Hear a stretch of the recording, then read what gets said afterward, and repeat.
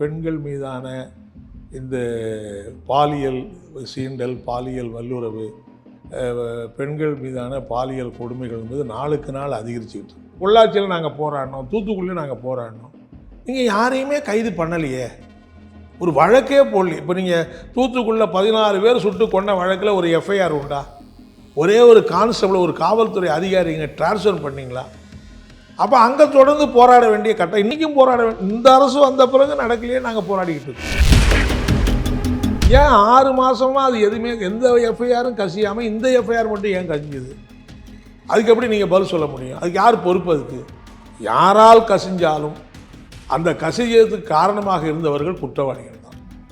அவங்கள நீங்கள் நடவடிக்கை எடுங்க. இன்றைக்கி நாங்கள் வற்புறுத்திக்கிட்டு தான் இருக்கோம். சட்டமன்றத்தில் கூட இப்போ கூட எங்கள் உறுப்பினர் பேசிட்டாங்க. காவல் நிலையத்தில் போய் எஃப்ஐஆர் கொடுத்தா இது பல வழக்குகள் என்ன செய்கிறாங்கன்னா, அதை எப்படியாவது தள்ளி போடுறது, அது எப்படியாவது வந்து பின்னாடி பார்த்துக்கலாங்கிறது, அப்போ பார்த்துக்கலாங்கிறது, இப்படி தான் காவல்துறை. என்ன காவல்துறை ஒரு எஃப்ஐஆரை போட்டு வச்சுட்டு போட்டால் என்ன தப்பு இதாகிருக்கும்? அதுக்கப்புறம் அவங்க இன்வெஸ்டிகேட் பண்ணி கூட வேறு முடிவு வரட்டும். ஆனால் எஃப்ஐஆரையே பதிவு பண்ண மாட்டோம். ஒரு பெண்ணை காணுன்னு கொண்டு போய் கொடுக்குறாங்க. அது என்ன யாராவது ஓடி போயிருக்கோம், நீ போய் தேடி பாருங்கிறாங்க. அப்புறம் பார்த்தா 2 நாள் கழித்து அது வந்து பணமாக கிடக்குது. அப்புறம் தான் அவங்க அவசரமாக வந்து எஃப்ஐஆர் போட்டு இன்வெஸ்டிகேட். ஏன் இது மாதிரிலாம் பண்ணணும்? காவல் நிலையத்தில் சாவு நடந்து போகுது. சட்டப்படி வந்து அது வந்து வழக்கு பதிவு செய்யணும், குற்றவாளிகள் வந்து கைது செய்யப்படணும், வழக்கு நடந்து அவங்களுக்கு தண்டனை செய்யப்படும். இதெல்லாம் ஆட்டோமேட்டிக்காக நடக்கணும். இதுக்கு ஒரு பெரிய மூமெண்ட்டு, பெரிய போராட்டம் நடத்தி தான் நம்ம வந்து செய்யணும்னு அவசியமே கிடையாது. ஆனால் பெரிய சங்கடம் என்னென்னா, இதெல்லாம் எதுவுமே தானாக நடக்கலைங்கிறது மட்டும் இல்லை, பெரிய போராட்டம் நடக்கிற போது கூட அதை மறைப்பதற்கான முயற்சி வேகமாக நடக்குதுங்கிறது தான் நம்ம ரொம்ப கவலைப்பட வேண்டிய விஷயம். குறைந்த விலை, நிறைந்த தரம், தங்கள் தேவைகள் அனைத்தும் ஒரே இடத்தில். ஜெயச்சந்திரன். அண்ணா பல்கலைக்கழக விவகாரமே எடுத்துப்போமே, இந்த விவகாரத்துல தமிழக அரசு எப்படி செயல்பட்டிருக்காங்க, இன்னும் எப்படி செயல்பட்டிருந்தா இந்த விவகாரம் இவ்வளோ பெரிய விவகாரமா இல்லாம போயிருக்கும்னு நினைக்கிறீங்க?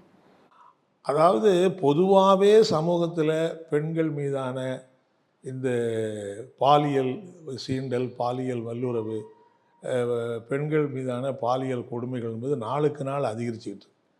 எங்களை பொறுத்தவரை அண்ணா பல்கலைக்கழக சம்பவத்தை ஒரு தனிப்பட்ட சம்பவமாக நாங்கள் பார்க்கல. ஒட்டுமொத்தமாக ஒரு ஆணாதிக்க சமூகம் பெண்களை வந்து ஒரு கேவலமாக இழிவுபடுத்துகிற, அல்லது ஏதோ அவங்களுடைய இச்சைகளை தீர்த்து கொள்ளுகிற அப்படி பார்க்குற ஒரு சமூக பார்வை இன்றைக்கி சமூகத்தில் இருக்குது. அது ரொம்ப மோசமானது. அதை எதிர்த்து ஒரு ஒரு கடுமையான ஒரு ஒரு ஒரு கள பணி ஆற்ற வேண்டும் என்று நான் முதல்ல சொல்ல விரும்புகிறேன். இந்த சம்பவத்தை பொறுத்தவரையில் சரி, இப்படி ஒரு நிலைமை இருக்கிற போது ஒரு மாணவி பாதிக்கப்படுகிற நிலைமை என்பது ஏற்படுது. இம்மீடியட்டாக எங்களுடைய மாணவர் மாதர் சங்கம் அன்னைக்கு காலையிலே போய் ஆர்ப்பாட்டத்தை பண்ணுறாங்க. அன்னைக்கே நாங்கள் வந்து கண்டன அறிக்கை விட்டோம். அதுக்கப்புறம் தொடர்ந்து ஏன் நீங்கள் போராடல, தொடர்ந்து ஏன் போராடலீங்க? நான் என்ன கேட்குறேன்னா, ஒரு சம்பவம் நடக்குது, அது உடனே எஃப்ஐஆர் பதிவு பண்ணப்படுது. அடுத்த ஒரு 6 மணி 10 மணி நேரத்தில் 24 மணி நேரத்துக்குள்ளே குற்றவாளி கைது செய்யப்படுறாரு. காவல்துறை ரிமாண்ட் பண்ணுறாங்க. அப்போது சம்மந்தப்பட்ட குற்றவாளிகள் கைது செய்யப்பட்ட பிறகு நீங்கள் அதுக்கு மேலே தொடர்ந்து போராடுறதுல என்ன இருக்குது? இப்போ எங்கேயுமே இப்போ பொள்ளாச்சியில் நாங்கள் போராடினோம், தூத்துக்குடியில் நாங்கள் போராடினோம். நீங்கள் யாரையுமே கைது பண்ணலையே, ஒரு வழக்கே போடல. இப்போ நீங்கள் தூத்துக்குடியில் 16 பேர் சுட்டு கொண்ட வழக்கில் ஒரு எஃப்ஐஆர் உண்டா? ஒரே ஒரு கான்ஸ்டபிள், ஒரு காவல்துறை அதிகாரிங்க டிரான்ஸ்ஃபர் பண்ணிங்களா? அப்போ அங்கே தொடர்ந்து போராட வேண்டிய கட்டம் இன்றைக்கும் போராட இந்த அரசு வந்த பிறகு நடக்கலையே, நாங்கள் போராடிக்கிட்டு இருக்கோம். அந்த நீதி விசாரணை கமிஷன் அறிக்கையின் அடிப்படையில் அந்த அரசு நடவடிக்கை எடுக்கல, இந்த அரசு. ஆகவே நாங்கள் தொடர்ந்து போராடுறோம். ஆனால் ஒரு பிரச்சனையில் சம்பவத்தில் உடனடியாக காவல்துறையோ அரசோ நடவடிக்கை எடுத்து குற்றவாளி கைது செய்யப்பட்ட பிறகு நாம் அதில் மேலே. ஆனால் அதே சமயத்தில் அந்த எஃப்ஐஆர் கசிவு ஏற்பட்டு அது பெரிய பாதிப்பு ஏற்பட்ட போது கடுமையாக நாங்கள் வந்து விமர்சனம் பண்ணோம். இன்னும் சொல்ல போனால் காவல்துறை ஆணையர் மீதே நடவடிக்கை எடுங்க, அவரையும் சேர்த்து விசாரிங்க. எப்படி இது அதுக்கப்புறம் தான் அது மத்திய தகவல் அந்த ஆணையத்தின் இதில் வந்து அது நிர்வாக கோளாறில் கசிஞ்சதில் அவங்க அப்படின்னா நாங்கள் அடுத்து சொன்னோம். அப்படின்னா தமிழக அரசு அந்த தகவல் ஒலிபரப்பு அந்த மையத்தினுடைய ஆணையத்தின் மீது நீங்கள் விசாரணை வளையத்தை அவங்களையும் சேர்த்து விசாரிங்கன்னு சொன்னோம். ஏன் 6 மாதமாக அது எதுவுமே எந்த எஃப்ஐஆரும் கசியாமல் இந்த எஃப்ஐஆர் மட்டும் ஏன் கசிஞ்சுது? அதுக்கு எப்படி நீங்கள் பதில் சொல்ல முடியும்? அதுக்கு யார் பொறுப்பு? அதுக்கு யாரால் கசிஞ்சாலும் அந்த கசிஞ்சதுக்கு காரணமாக இருந்தவர்கள் குற்றவாளிகள் தான். அவங்கள நீங்கள் நடவடிக்கை எடுங்க. இன்றைக்கி நாங்கள் வற்புறுத்திக்கிட்டு தான் இருக்கோம். சட்டமன்றத்தில் கூட இப்போ கூட எங்கள் உறுப்பினர் பேசி தான் இருக்காங்க. ஸோ இதுதான் அதில் ஒரு சம்பவம் நடக்கிற போது அது நடவடிக்கை இல்லை என்று சொன்னால் அதை விட வலுவாக போராடலாம், நம்ம என்ன வேணாலும் செய்யலாம். எல்லாரையும் இணைத்து கொண்டு ஒரு பிரச்சனையை வற்புறுத்துகிற போது அதுக்காக போராடலாம். பிரச்சனை தீர்ந்து விட்ட பிறகு, நடவடிக்கை எடுத்துட்ட பிறகு, குற்றவாளி கைது செய்யப்பட்ட பிறகு திரும்ப திரும்ப போராடிக்கிட்டு இருக்கணுங்கிறதுல எந்த முகாந்திரமும் இருக்கிற மாதிரி எங்களுக்கு படலை. புரியுது. இப்போ இந்த விஷயத்துல சட்டமன்றத்தில் பெண்களுக்கு எதிராக நடக்கக்கூடிய இந்த குற்றங்களை தடுக்கும் தண்டனைகளை கடுமையாக்கணும் அப்படின்ட்டு ஒரு மசோதாவை நிறைவேற்றியிருக்காங்க. அதில் இந்த தவறுக்கு இத்தனை ஆண்டுகால சிறை அப்படிங்கிறதெல்லாம் கொடுத்துருக்காங்க. ஆயுள் தண்டனை, 15 ஆண்டு காலம் சிறை அப்படின்லாம்.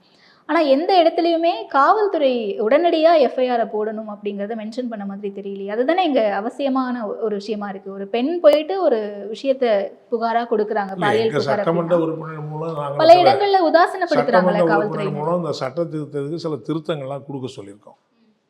அதில் முதல் விஷயம், இந்த பெண்கள் மீதான இந்த பாலியல் இந்த கொடுமையை தடுத்து நிறுத்துவதற்கு சம்பந்தப்பட்ட குற்றவாளிகளுக்கு தண்டனை அதிகப்படுத்துறது, ஜாமீன் வராமல் இருக்கிறது போன்ற பல நடவடிக்கைகள்லாம் அந்த சட்டத்தில் இருக்குது. அதில் நாங்கள் என்ன சொல்கிறோன்னா, முதல் விஷயம், இந்த மாதிரி பெண்கள் மீது பாலியல் குற்றவாளிகள் இந்த சமூகத்தை, இந்த ஆணாதிக்க சமூகத்தை எதிர்த்த ஒரு வலுவான பிரச்சாரத்தை நீங்கள் மேற்கொள்ளுங்க. இந்த குற்றங்கள் நடக்காமல் தடுக்கிறதுக்கு என்ன வழின்னு பாருங்கள். இது மோசமான இந்த கலாச்சார சீரழிவு. இந்த கலாச்சார சீரழிவை எதிர்த்து அரசு உள்பட வலுவான இயக்கத்தை நடத்த வேணும் நாங்கள் வலியுறுத்துகிறோம். ரெண்டாவது, இதில் உடனடியாக எஃப்ஐஆர் போடுறது, அதே மாதிரி குறிப்பிட்ட காலத்துக்குள்ளே இந்த வழக்கு, இப்போது நீங்கள் பார்த்தீங்கன்னா பல வழக்குகள் 10 வருஷம் நடக்குது, 8 வருஷம் நடக்குது. ஏன்னா சமீபத்தில் பார்க்குறோம், பெண் காவலர்களுமே கம்ப்ளைண்ட்டை ஏற்க மறுக்கிறாங்க, குற்றவாளிகளுக்கு துணை போகிறாங்க. ஐபிஎஸ் அதிகாரியாக இருக்கிறவனுக்கு நீண்ட விசாரணைக்கு பிறகு தானே தமிழ்நாட்டில் ஒரு ஐபிஎஸ் அதிகாரிக்கு பாலியல் சீண்டல் இருந்து அந்த வழக்கை நீண்ட விசாரணைக்கு பிறகு. ஏன் நான் என்ன கேட்குறேன்னா, உடனடியாக எஃப்ஐஆர் போடுவது என்பது மட்டும் இல்லை, ஒரு 3 மாத காலத்துக்குள்ளே 6 மாத காலத்துக்குள்ளே அந்த வழக்கு முடியணும். அதை நீடிக்க அனுமதிக்கக்கூடாது. அந்த அடிப்படையில் அவங்களுக்கு தண்டனை கொடுக்கணும். அது மரண தண்டனை கூட கொடுத்துருக்காங்க. மரண தண்டனை பல நாடுகளில் மரண தண்டனை கூடாது அப்படிங்கிற மாதிரிலாம் ஒரு பெரிய இயக்கம்லாம் நடக்குது. ரொம்ப விதிவிலக்கான சில வழக்குகளில் மரண தண்டனை கொடுக்கறதுங்கிறத கூட நம்ம எல்லாம் இந்த மாதிரி இதில் ஈடுபட்டாலே மரண தண்டனை அப்படிங்கிறது, மரண தண்டனைங்கிறது பல நாடுகள் அப்படி இருக்கிற போது இங்கே மரண தண்டனை வேணுமாங்கிற கேள்வி. நாங்கள் என்ன சொல்கிறோம், ஒரு கடைசி அவர் இறக்கிற வரை அவர் சிறையில் தான் இருக்கணும். ஆயுள் தண்டனைனா 10 வருஷம் 14 வருஷம் கழிச்சு விடுதலை பண்ணுறது மற்றதெல்லாம் இருக்குது. ஆனால் இந்த குற்றங்களில் கைது செய்யப்படுகிறவர் சிறைச்சாலேருந்து வெளியவே வரக்கூடாது. அது நீங்கள் மரண தண்டனை கொடுத்து ஒரு நாளில் அந்த பிரச்சனையை முடிச்சுட்டு அவருடைய அதுக்கப்புறம் அவருடைய சாப்டர் க்ளோஸ் ஆகிடும். பட் வாழ்நாள் முழுக்க அவர் அனுபவிச்சாதான் நாம் செஞ்ச தப்பினுடைய தண்டனையை வாழ்நாள் முழுக்க அனுபவிக்கிற அந்த இது வரணும் அவருக்கு. மரண தண்டனையை விட இதுதான் கொடுமையானது நாங்கள் ஒரு அதீதமான நினைக்கிறேன். வாழ்நாள் முழுக்க அவர் சிறையில் இருந்தார்னா ஒவ்வொரு நாளும் அவர் யோசிப்பார்ல, நாளைக்கு தூக்கு தண்டனை முடிச்சுன்னா அவர் அதுக்கப்புறம் என்ன வரப்போகுது.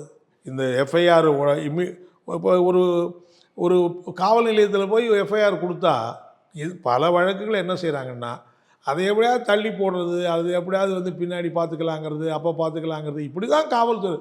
என்ன காவல்துறை ஒரு எஃப்ஐஆரை போட்டால் என்ன தப்பு இதாகிட்டு போகுது. அதுக்கப்புறம் அவங்க இன்வெஸ்டிகேட் பண்ணி கூட வேறு முடிவுக்கு வரட்டும். ஆனால் எஃப்ஐஆரையே பதிவு பண்ண மாட்டோம். ஒரு பெண்ணை காணுன்னு கொண்டு போய் கொடுக்குறாங்க. அது என்ன யாராவது ஓடி போயிருக்கோம், நீ போய் தேடி பாருங்கிறாங்க. அப்புறம் பார்த்தா 2 நாள் கழித்து அது பணமாக கிடக்குது. அப்புறம் தான் அவங்க அவசரமாக எஃப்ஐஆர் போட்டு ஏன் இது மாதிரிலாம் பண்ணணும்? ஸோ காவல் நிலையத்தில் எந்த ஒரு புகார் வந்தாலும் இம்மீடியட்டாக அவங்க எஃப்ஐஆர் போடுறதும் இன்வெஸ்டிகேஷனை ஸ்டார்ட் பண்ணணும். இந்த பாலியல் சீண்டல், பாலியல் கொடுமை, வல்லுறவு இப்படிப்பட்ட வழக்குகளில் குறிப்பிட்ட காலத்துக்குள்ளே வழக்க முடிக்கணும். காலங்கிறதுக்கு நீங்கள் அது மட்டும் இல்லைங்க, ஒரு பெண் நீதிமன்றத்தில் எத்தனை வருஷம் இந்த பிரச்சனையாக நடந்துக்கிட்டு இருக்கா, அதை விட கொடுமையால் இருக்குது. பாலியல் கொடுமையை அனுபவிக்கிற அந்த பெண் நீதிமன்றத்துக்கு வருட கணக்கில் நடந்துக்கிட்டு இருந்தால் அதை விடல கொடுமையாக இருக்குது. ஏன் அப்படி செய்யணும் அவங்க?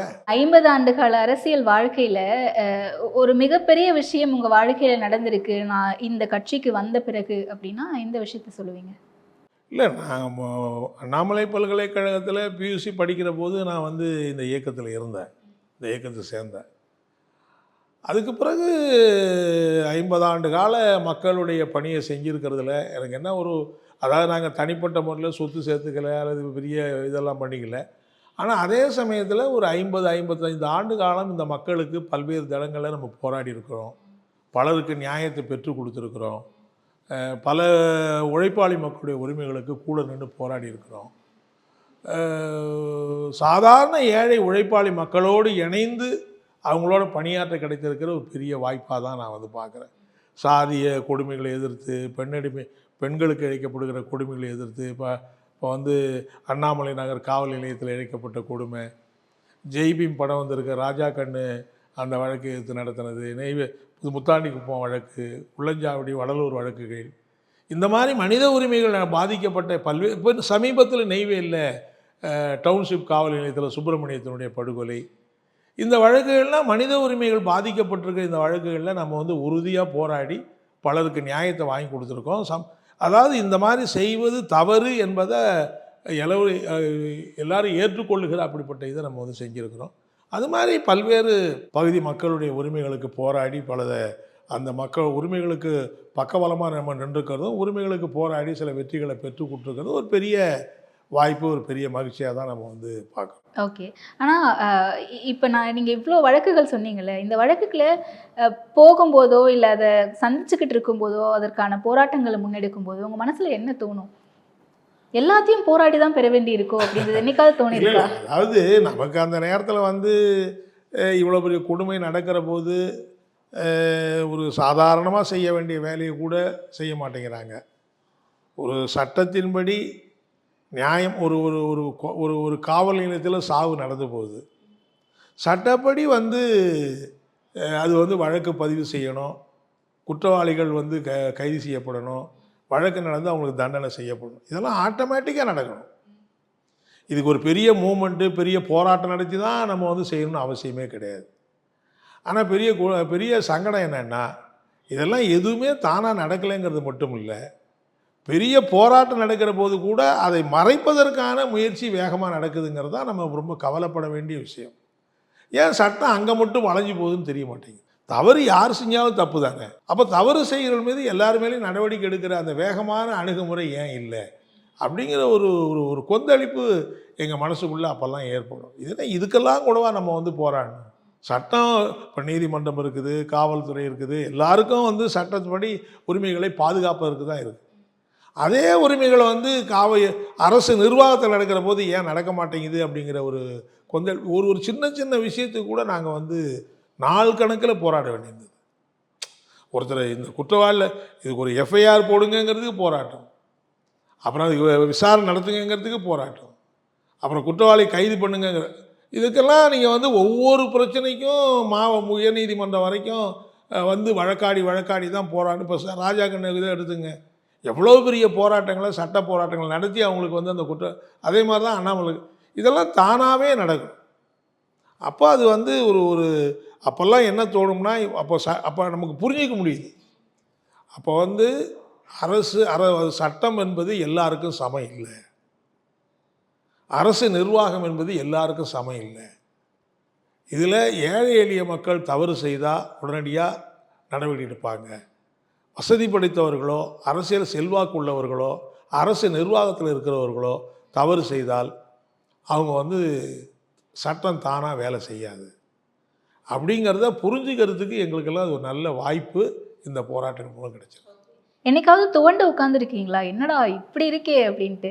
அதெல்லாம் கம்யூனிஸ்டுகள் பொதுவாகவே எவ்வளோ பெரிய இடர்பாடுகள் வந்தாலும், எவ்வளோ பெரிய நெருக்கடிகள் வந்தாலும், அந்த நெருக்கடிகளை எதிர்த்து அவங்க எதிர்த்து கொதித்து எழுவாங்களே தவிர, அப்படிப்பட்ட நெருக்கடிகளுக்கெல்லாம் பணிந்து போகிற பண்பு கம்யூனிஸ்டுகளுக்கு கிடையாது. அது ஒரு சில ஆண்டுகளுக்கு அப்புறமா அந்த ஒரு பக்குவப்பட்ட பிறகு வரக்கூடிய ஒரு இல்லை.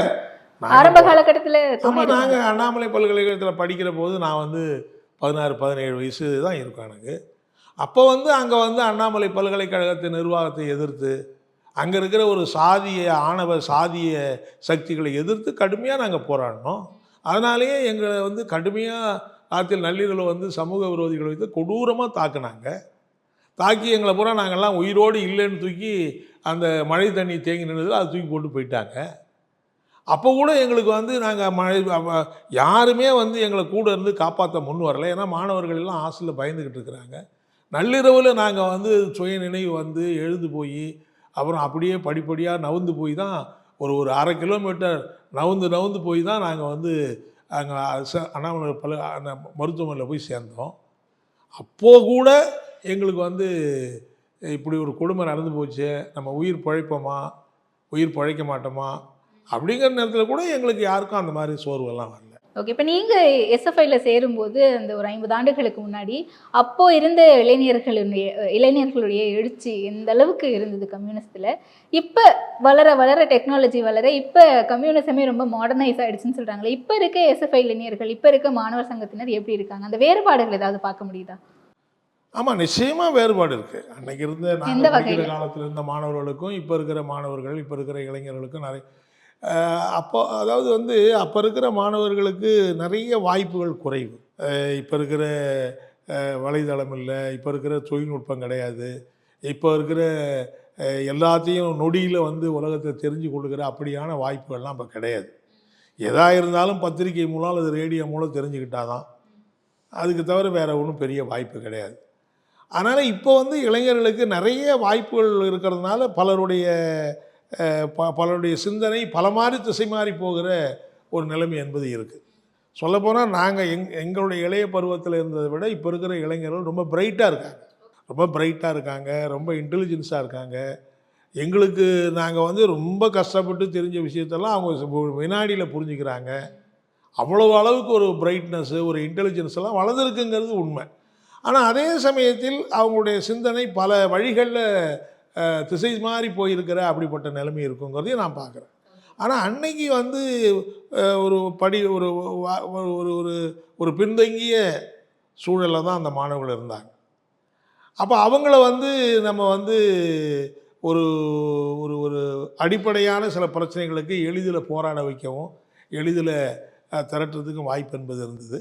இப்போ வந்து அந்த மாதிரி ஒரு நல்ல பலவிதமான கோணங்கள், பலவிதமான சிந்தனைகள் வந்திருக்கிற போது அவங்கள ஆர்கனைஸ் பண்ணி அவங்கள யூனிஃபை பண்ணி ஒரு போராட வைக்கிறதுல ஒரு இன்னும் கொஞ்சம் கூடுதலாக நம்ம முயற்சி எடுக்க வேண்டிய அவசியம். கடந்த ஒரு 5-6 ஆண்டுகளில் கம்யூனிசத்தில் அதிகமான இளைஞர்களை பார்க்க முடியுது. ரொம்ப அதிகமான இளைஞர்கள் தாமாகவே முன் வந்து சேர்றாங்க. மேபி தப்பாக கூட இருக்கலாம், இல்லை சரியாக கூட இருக்கலாம், எனக்கு தெரியல ஷுவராக.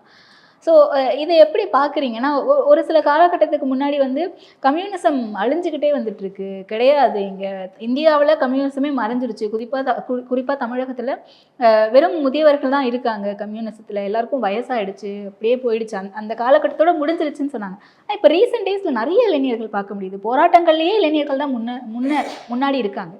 எப்படி பார்க்குறீங்க அது? இல்லை, அது வந்து ஒரு வளர்ச்சியினுடைய அடுத்த கட்டம் தான்.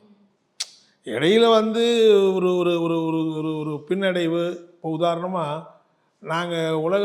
நாங்கள் கம்யூனிஸ்டுகள் எதையெல்லாம் முன்னுதாரணமாக காட்டி மக்கள் மத்தியில் பேசிக்கிட்டு இருந்தோமோ அதில் ஒரு பின்னடைவு ஏற்பட்டது.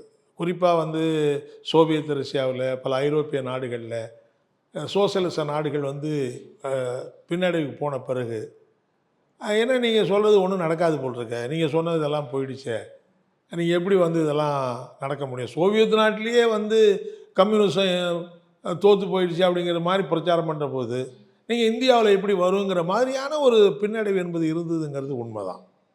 அந்த நேரத்தில் தமிழ்நாட்டில் நீங்கள் பார்த்தீங்கன்னா இந்த காலத்தில் சாதிய மத சக்திகளுடைய பெரிய அஃபென்சிவ் இந்த காலத்தில் தான் வந்தது. நீங்கள் பிஜேபியாக இருக்கட்டும், அது தமிழ்நாட்டில் பல சாதிய அமைப்புகள் தோன்றின இந்த ஒரு 10-20 ஆண்டுகளில் தான் அப்படிப்பட்ட அமைப்புகள்லாம் தோன்றுச்சு.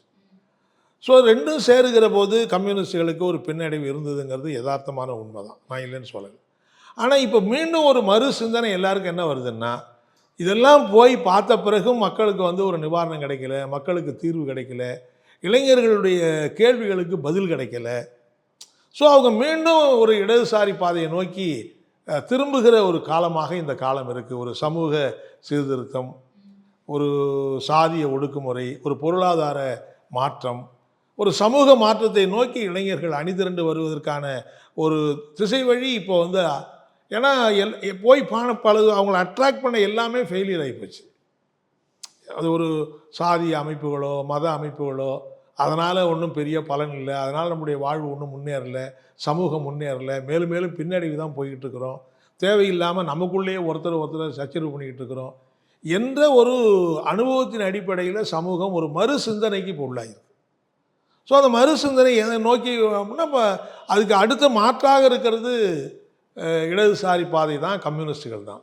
ஸோ அதை நோக்கி இன்றைக்கி இளைஞர்கள் வந்துக்கிட்டு இருக்கிறாங்க.